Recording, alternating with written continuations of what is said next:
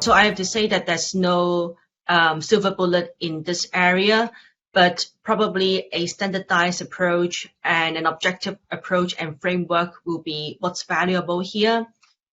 And so drawing on the experience which Mercer have with many key asset owners on their ESG strategy, and whether it was related to setting the overarching ESG governance standard, writing the statement, integrating ESG into fund investment, or managing the fund with ESG exposure. We view sustainable investment as a critical element in protecting beneficiaries' returns in the long term. And this is especially important in times of changing climate, environmental degradation, and other complex social challenges.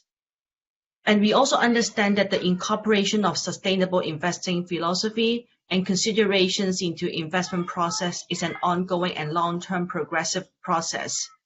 And so therefore, we suggested how the guidelines or metrics can be set, can be perceived in the form of like a responsible investing pathway or sustainable investment pathway, which it's shown up as a journey where investor or client might have slightly different starting points. And as other speakers pointed out, that different markets might be at different stages and different investors are in different stages as well. But generally, it's hoped that the approach will be applicable to clients in measuring their progress and be served as metrics as they consider whether it is green or whether they're on track or off track.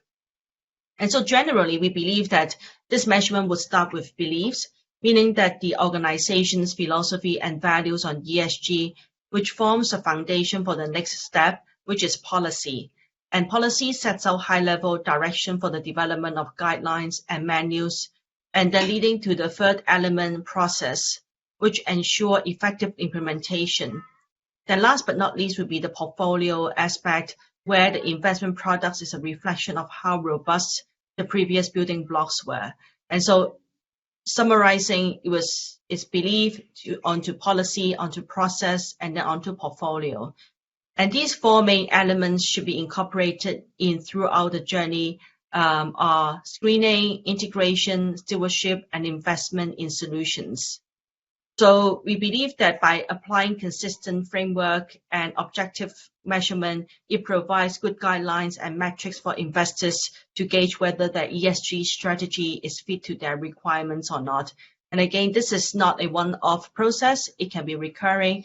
And from time to time, investors should review whether they are still on the right journey or which part of the journey they are at.